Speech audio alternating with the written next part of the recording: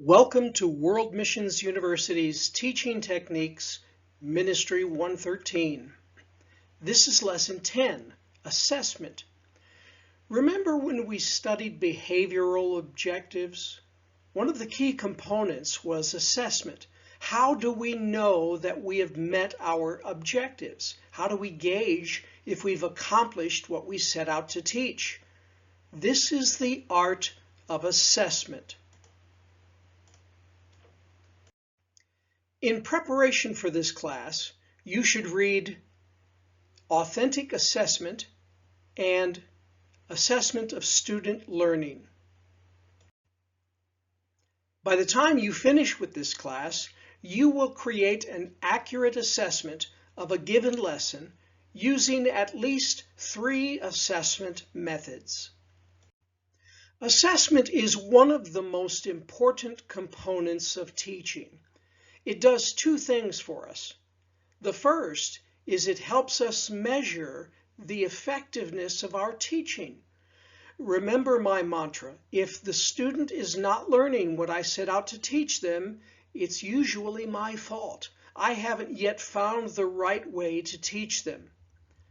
Secondly, it helps us measure how well the student has learned what we set out to teach them. Notice the words I use here. I said it helps us measure rather than it tells us absolutely. There are many tools for assessment, but none of them is perfect. All of them will give us information which we take to form estimates, but there is no ruler, no meter, no scale to tell us absolutely. Rather than an absolute measure, assessment is a process that we continually perform to give us more and more information. When it comes to the gospel message, baptism is the proof of us meeting our behavioral objectives. Receiving the Holy Spirit is the grade given by the master teacher. It tells us that they have repented. Believing is not the proof. How do you measure if someone believes? Holiness and an ongoing separate lifestyle is proof. Obedience is proof. A traditional type of assessment is what we call an exam, test, a quiz. It is a singular event, a snapshot of where the student is right at that moment. It usually consists of many types of questions designed to measure comprehension. Some questions are effective and efficient. Others are efficient but not very effective. The weakest type of question is the true-false. A student has a 50-50 chance of guessing the right answer. So statistically, they only have to answer 10% of the questions correctly, guess on the rest, and get a minimum passing grade of 60%. Furthermore, when the exam is written, most teachers have a tendency to create questions whose answer is true rather than false. A student could mark every question true and still probably get a passing grade. Next would be the multiple choice question. It asks a student to choose a correct or choose the best answer from among several answers. The advantage is that they are easy to grade. Like true-false questions, a student can guess, but the chances of guessing correctly among 4 possible answers is only 25%. And among 5 answers is 20%. Savvy students quickly find the best strategy for answering multiple choice questions. Number 1, the best strategy is know the right answer. Well, this may seem obvious, but the best way to correctly answer a question is to have studied beforehand so you can know the correct answer. Number 2, If you don't know the right answer, the second best strategy is to know the wrong answers. When a student is not sure of the correct answer, a guess will only give you a 25% chance of getting the right answer. Often, a teacher will write in an answer that is obviously wrong. When you eliminate this wrong answer, your chance of guessing the right answer among the three that are left jumps to 33%. If you can eliminate two obviously wrong answers, your chance of guessing the right answer among the remaining two jumps to 50%. You may even be able to eliminate all three of the wrong answers in order to choose the only one that is left. Number 3, if you don't know the right answer, and if all of the above or none of the above is a possible answer, choose it. Teachers rarely write such a question where this is not the right answer. Number 4, if you don't know the right answer and don't know the wrong answers, choose C.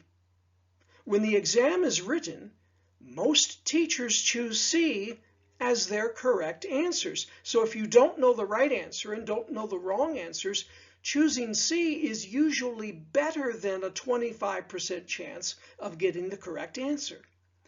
The exception to this is when the correct answer is entered into a computer among 3 incorrect answers, and the computer randomly assigns the position of the correct answer. Completion, fill in the blank, and short answer questions are much like essay questions, only shorter and easier to grade. Ordering matching questions have similar characteristics to multiple choice, as well as short answer questions. Make sure you explain to the student if the number of blanks you use does not match the number of possibilities, such as 5 blanks with only 4 choices.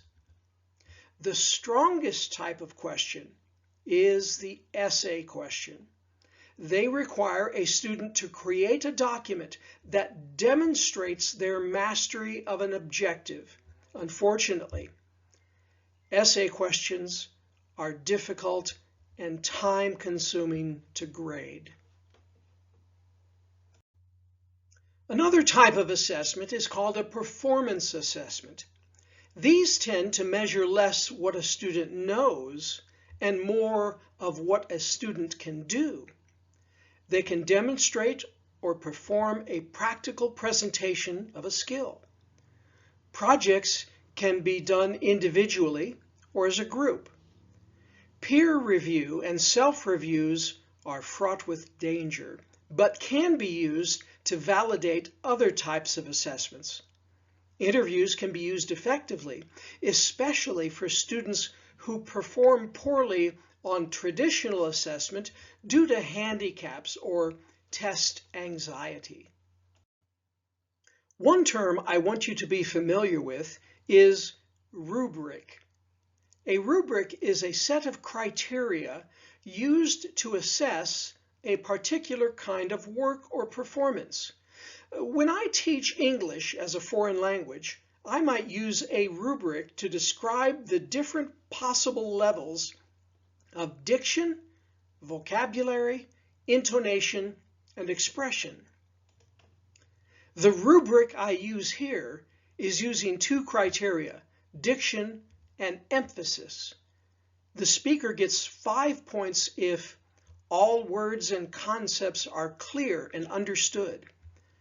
The speaker gets fewer points as less and less of their speech is understandable, until finally, only 1 point if no words or concepts are clear or understood. Take a moment to read through this rubric and evaluate what another rubric might look like to evaluate a meal. Would the criteria include taste, presentation, time to prepare, nutrition, How about an online class lesson? What would the criteria for this lesson be? Your final exam is next, where we will assess how much of the information we have covered can be utilized in an actual lesson that you will teach. You will teach a lesson on a topic of your choosing upon instructor approval that incorporates clear behavioral objectives, teaching methods, and learning styles. Contact your instructor for specific details on how to submit this exam.